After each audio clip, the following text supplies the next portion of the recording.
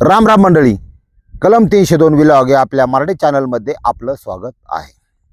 काल जी औषधाची ऑर्डर आल्यात ती एका दिवसातच कंप्लीट झाल्या. हिथं काही खपली 83 पाकिटं होती. त्याला सांगितले 83 लोकांना व्यवस्थित पाठव, पैसे घेऊन पाठव, ध्यानात ठेव. घ्यायचं कसं बऱ्याच जणांचा प्रश्न आला. लय सोपं आहे. सकाळी अनुष्यापोटी कोमट पाण्यात तुमचं हाडाचं दुखणं असून दे, रिसायकल फक्त अल्कोहोलवाल्यांनी रिझल्ट उशिरावर का अल्कोहोल काय करतं, इम्युनिटी डाऊन करतं आणि वनौषधी इम्युनिटी बूस्ट करतं. हा फरक आहे फक्त. बाकी काय असून द्या, 1 चमचा 1.5 चमचा सकाळच्या पाळी कोमट पाण्यात 200 मिली पाणी, आपले ग्लास थोडक्यात कोमट पाण्यात असं घ्यायचा विधी आहे. आणि आता आपण आपल्या स्टोरीकडे जाऊ. कलियुगामध्ये अजून काय काय मला सांगावं लागेल, काय काय तुम्हाला ऐकावं लागेल, ही काय सांगू शकत नाही. पण जी काय घडतंय ही तुमच्या पुढं मांडणं माझं काम आहे. विषय थोडा नाजूक आहे, गंभीर आहे, नाजूक विषयावर आहे. एखाद्याची वासना किती म्हणजे तिचा उद्रेक होऊ शकतो बा, किती उसाळू शकते, फार पातीला सांडून खाली सांडू शकते, असा प्रकारचा विषय. आणि ही वासना दुसऱ्या तिसऱ्या कोणी नाही तर कॉलेजमध्ये शिकणाऱ्या आईबापांनी विश्वासाने टाकणाऱ्या 3 मुलींच्या बाबतीत घडलेली आहे. आणि काय विषय आपण समजून बघू. तेलंगणामधला हैदराबाद आणि 7 डिसेंबरची घटना आहे. पण त्या राज्यात तिथं बरीचशी चर्चा झाली. म्हणली ही थोडं वेगळं आहे, तुम्हाला सांगायला हरकत नाही. राघवन हा डिलिव्हरी बॉय, याचं काम काय आहे. आता डिलिव्हरी बॉयचा विषय असा आहे, ते पिझ्झा बर्गर ऑर्डर करतात का लोक, आपल्या इथं असू कुठेही असू. या कंपन्यांचा एक डाटा लय गमतीशीर आहे. दर महिन्याला अनेक म्हणजे समजा 10 लाख डिलिव्हरी बॉय हे काम सोडत असतील बरं का, सोडून जातात, टिकत नाही तिथं कोण कायमस्वरूपी. तेवढेच माणसं परत त्यांना उपलब्ध होतात, ते काम करतात. अशा प्रकारचा विचित्र डाटा त्या कंपन्यांचा आहे. जेवढे सोडणार तेवढे परत कामावर येतात. माझा एक जोडीदार होता, आम्ही एकत्र ट्रकाचा चॅनल होता तेव्हा शूटिंग करायचं. तो डिलिव्हरी बॉय होता. तो मला म्हणलं कशाच धोका आहे ह्या कामात. म्हणलं काय नाही, मला ते IT वाली रातच्या 2 वाजता 1:30 वाजता 3 वाजता सुद्धा सुटले की पिझ्झा ऑर्डर करतात, चिकन करतात, काय असेल ते ते 2:30 वाजता नेऊन द्यावं लागतं मला. मी बघा कसं आहे. बरं म्हणलं दिलं नाही, मला पैसे देत, त्यात कधी टिप मिळते थोडीफार, 700-600 रुपये राहतात रोजचं सगळं पेट्रोल जाऊन.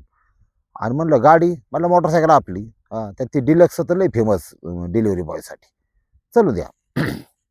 म्हणलं भीती काय जी. म्हणला पोलीस बिली हे सगळ्यांना माहीत असतं की ही डिलिव्हरी बॉय हे काय कोणी हटकीत नाही. सगळ्यात जास्त डेंजर भीती म्हणला इतकी कुत्री मागं लागत यात, ती डिलिव्हरी बॉय धंदा असा आहे. हा, त्याच्यामुळं बूट कधी कधी पार आम्ही वरपर्यंत घालतो, कुत्र्याने धरलं तरी त्या बुटाला धरावा असा विषय असतो. पण कुत्रीला मागला असं त्यांनी मला सांगितलं.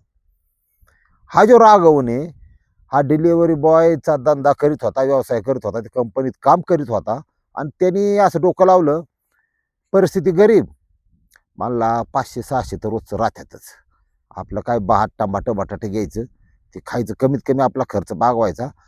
आणि स्वतःच्या लग्नासाठी तो पैसे जमीत होता. खोतकरू पोरगा, कष्टाळू पोरगा. ज्यांनी कार्यक्रम राबवला करेक्ट त्यांचं नाव सांगतो आता. ही ज्योती म्हणून पोरगी आहे. याच्या अजून 2 मैत्रिणी एका रूममध्ये राहायच्या, शिक्षण घ्यायच्या. आणि घर मालक शेजारी राहायला होता, सगळं लक्ष होतं व्यवस्थित.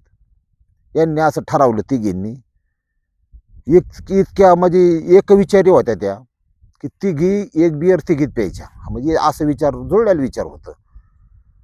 ते म्हणले आपल्याला लाईफमध्ये पुरुष पाहिजे, ती बाहेर लफडी करणं ही लय अवघड आहे. म्हणले आपल्याला आपली तहान भागवण्यासाठी शरीराची पुरुषाची गरज आहे, खेळणं पाहिजे थोडक्यात. म्हणले एवढं सोपं नाही, कारण कायदा जरी सगळा आपल्या बाजूने असला तरी पुरुषाच्या बाजूने बी कायदा आहेच ना. तुम्ही अतिरेक नाही करू शकत, तुम्ही अत्याचार नाही करू शकत. नाही म्हणली काय होतंय, काही का व्हायना डोकं लावायचं. मग एकापेक्षा एक सुपीक डोकी ती घ्यायची. पहिले मुलींना सांगितलं जायचं पालकांच्या कोण सावध राहा मुलांच्या पासून. आता काळ असा आहे की मुलांना सांगावं लागण्याची पाळी येणार आहे. पोरींच्या पासून सावध राहा बरं का. असा असा प्रकार काळ येणार आहे. आता आता समान हक्क आहे सगळं. तुम्हाला माहिती आहे ना, कुणी आता कुणाचं नाही. जे ते आपापल्या धुंदीत मस्त जगवतोय. ह्या मुलींनी असा विचार केला, कोण आणता येईल. म्हणले डिलिव्हरी बॉय काय अडचण आहे. पिझ्झा मागवायचा, रात्रीचा मागवायचा आणि करंट कार्यक्रम करायचा. तिची ती आयडिया बाकीच्या दोघींना लय पटली. आयला म्हणजे एक नंबर आयडिया आहे बा. चालतंय चालतंय. मग डोकं असं लावलं की नेमका आता काय कर्मधर्म संयोग म्हणा किंवा काय म्हणा, नेमका त्यांनी 6 तारखेला रात्री पिझ्झा ऑर्डर केला 10 वाजता. 3 बिअरच्या बाटल्या आणून ठेवल्या होत्या. त्या बिअरच्या बाटल्या सगळे निम्मे अर्धे हाणल्या असत्या. ती आपली टिंगमध्ये 22-23 मिनिटांनी पिझ्झा ऑर्डर घेऊन आला बा. त्यो दारात रागवून आला की 2 लपून बसल्या, एकीन दार उघडला. आता एकटी मुलगी म्हणल्यावर ते डिलिव्हरी बॉयचं पण काही नियम असतात. आतमध्ये प्रवेश करायचा नाही. मॅडम हे तुमचं हे, मॅडम माझे पैसे द्या, रामकृष्ण हरी, जाऊ द्या गाडी. ही लई डोक्याला ताण करत नाहीत. त्यांना माहीत असं दुनिया खराब आहे. म्हणले या ना प्लीज, पाणी वगैरे. आम्हाला रात्रीचं कुठं पाणी, आता पाणी नको, माझं बिल द्या मॅडम. ती काय थांबा ना. अहो माझा बड्डे आज, थोडासा पिझ्झा तरी खाऊन जा. मला वेळ होतोय मॅडम. बरं ठीक आहे, फक्त कॉफी तरी पिऊन जा, कॉफी तयार आहे. आता चहा कॉफीचं आपलं तुमचं कसं असतं माहिती आहे, तुमचं आमचं थोडे तर तरी येते ना चहा कॉफी. अरे म्हणलं जाऊ दे, एक गोठ हाणाय काय हरकत आहे. फसला गडी. उंबरा ओलडून आत गेला. आत गेला की दुसरी पोरगी कपाटाच्या आडून बरोबर निघाली, दरवाजा लावून टाकला बरं का. दरवाजा लावल्यावर ह्याला माहिती आहे ना, त्याला लई त्रास व्हायला लागला. मला तुम्ही डोर का बंद केलं असं तसं. तर तिसरी आली. तिघींनी जुळजुळीत कपडे घातली होती. त्यांचं आतलं शरीर सुद्धा त्यातून दिसत होतं. आता ह्याचं वय 26 आहे. ह्याला कल्पना आली, हे कार्यक्रम वेगळा दिसतोय, ह्यांचा विचार वेगळा दिसतोय.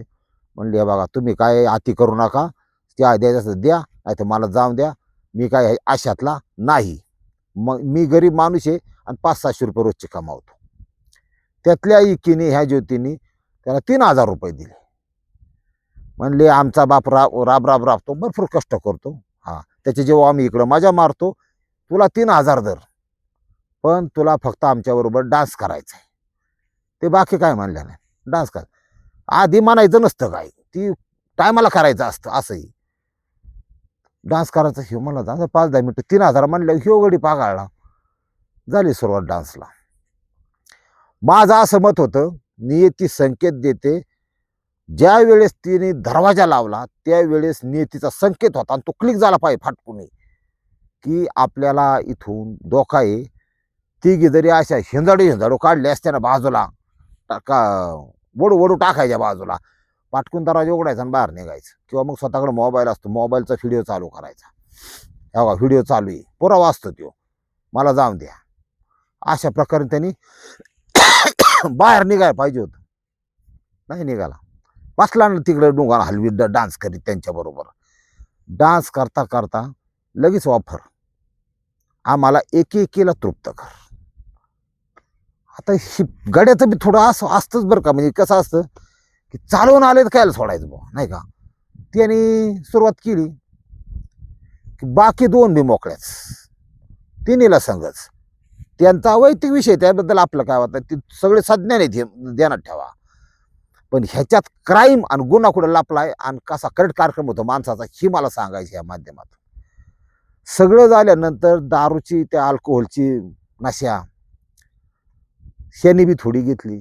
आणि अल्कोहोलची नशाचा विषय असा आहे की एकदा जे बाह्य जग आहे किंवा जे बाहेरचा कायदा कानून अमकं तमकं जे गुन्हा होऊ नये आपल्या हातून, ही माणसाचा विसर पडतो. माणसं तात्पुरता त्याला हवा वाटतं, हायचं वाटतं, छान वाटतं. हा, पण त्याला माहीत नाही ही 2-3 तासात मुतून जाणारी गंमत आहे दारूमध्ये. शेवटी परत रिवर्स येणार आहे ना तुम्ही तिथं. काही जण मला लय अशी भेटतात, मी पेत नव्हतो अजिबात, लय कर्ज झालं, लय टेन्शन आहे म्हणून पेतोय, मला पेल्यावर कसं बरं वाटतंय. अरे पण ती कर्ज काय कमी होणार आहे का 10 रुपये त्यांनी, मला हे कळत नाही. असा विषय असतो. ही सुरुवात झाली बुवा, एका मागं एक शेज तुटायला सुरुवात झाली, ऊसाच्या मळ्या बांधायला सुरुवात केली, सगळं झालं व्यवस्थित. हा, पोरी कुठं थांबत्यात. अजून येऊन दे, अजून येऊन दे. आता हे अजूनला ही काही लोखंड बिकांडे का तेव्हा अजून येऊन? काय प्रत्येकाची एक क्षमता असती. काय हे काय ऐकायला तयार नाही. शेवटी त्या दारूच्या नशेत ह्या तिघी जणींनी त्याच्यावर जबरदस्ती करायला सुरुवात केली.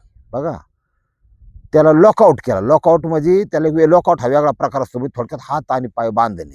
हा, ते बघतच कुठल्या तरी पिक्चर मधलं बघायचं ना. आपलं काही निमार्द आयुष्यात आपलं लोकांचं त्या अमेरिकनवाल्यांचं ते हे करण्यातच गेलेलं आहे. अंधानुकरण म्हणजे त्यांच्यासारखं वागायचं असं. अत्याचार केले आणि 4:30-4च्या आसपास ते निघून गेल्या तिथं. निघून गेल्यानंतर सकाळच्या पारी दरवाजा उघडाच. मालक बघतोय, काय भानगडी? आता तर ही बोंगळच पडलेलं पोर राघवन. त्याचं जे गुप्तांग आहे हे 3-4 जागा चावलेलं होतं. तिथून रक्त येत होतं अक्षरशः. आणि बेशुद्ध पडला होता गडी. असंही आता अवघड जागेवर गड्याला माहिती आहे बुवा. वर काय का व्हायना, पण अंडाशियाला जर आता क्रिकेट खेळताना बॉल बिल लागला आडवा तिडे होतोय माणूस. फार सोपं नाही म्हणजे त्या वेदनाच फार भयंकर असतात. हा, त्याला जर कोणी लात मारली आणि ते जर फुटलं तर माणूसच खलास होतो असा विषय. ह्यांना काय त्याची कल्पना? हा, ह्यांना कुठं ते येतावा म्हणजे तसंही. मग यांनी डोकं लावलं. म्हणला मालक म्हणला इथं क्राईम नाही झालेला दिसतो. इथं पाटकून पोलिसांना फोन केला बा. संबंधित पोलीस स्टेशन तिथं हजर झालं. त्या बेशुद्ध अवस्थेतल्या राघवनला उचललं. त्यांनी पहिल्यांदा रूम कोणाची काय ती लिहून घेतले व्यवस्थित. पंचनामा म्हणतात त्याला. म्हणजे पोलिसांचं प्रथम प्राधान्य असतं की बाबा ही केस वाचली. हा जर बोलता झाला तर बरंच येऊ. इतकं त्याला वेदना होतं. त्याला स्ट्रेचर आणून ॲम्ब्युलन्स दुनियादारी केलं रुग्णालयात दाखल. डॉक्टर उपचाराखाली गेल्यावर त्याला 1-2-3 तासांनी शुद्ध आली. मग त्यांनी स्टेटमेंट दिल्या आणि संबंधित प्रकार मानला. नंतर मला बांधल्यामुळं कळलं नाही, पण यांनी फार चावाचावीन काही करायला सुरुवात केली मला. अशा प्रकारच्या घटना इथून पुढच्या काळात वाढीस लागतील असं मला वाटतं. हा, आता समान हक्क कायदा देणार घ्या. कोण ह्या जगात काय करीन, फक्त तुम्ही एकच डोकं लावायचं. ह्याच अशा प्रकारच्या चुकूनही ह्याच्या भानगडीत पडायचं नाही आणि सावध राहायचं बुवा कायम. नाही तर म्हणजे भविष्य काळात काय करायचं असं तुम्ही कामाचा राहायचा नाही असं होईल. काही होऊ शकतं या जगात आज. काही तर कापी देतात आपल्याकडे चाकूनी. हा, ध्यानात ठेवा. म्हणजे आणि तसली स्टोरी मला सांगायची ना लय आवड होती मला. हा, कारण कशाला मरायला आधी आधी कळलं पाहिजे ना माणसं. आपण कुठं चाललोय, काय आहे, आपण धोकादायक परिस्थितीत सापडू शकतो हे कळलं पाहिजे. कळतच नाही असा विषय. त्याच्यामुळं पोलिसांनी त्या सदर तिन्ही मुलींना, एकीला रेल्वेतून दोघीला आपापल्या गावी जात असताना अटक केली आणि संबंधित त्यांच्यावर गुन्हा सुद्धा दाखल केला. लक्षात घ्या, कारण केस गंभीर होती. पण पोरगा वाचला ही ती जमेची बाजू आहे बा. तो मला वाटतं बटर इकीन, तो बटाटे इकीन, कांदा इकीन, बाजारात तो दिवसा काही इकीन, चुकूनही त्याच्या आयुष्यात तो परत पिझ्झा विकणार नाही याची मात्र मला फुल गॅरंटी. रामकृष्ण हरी माऊली.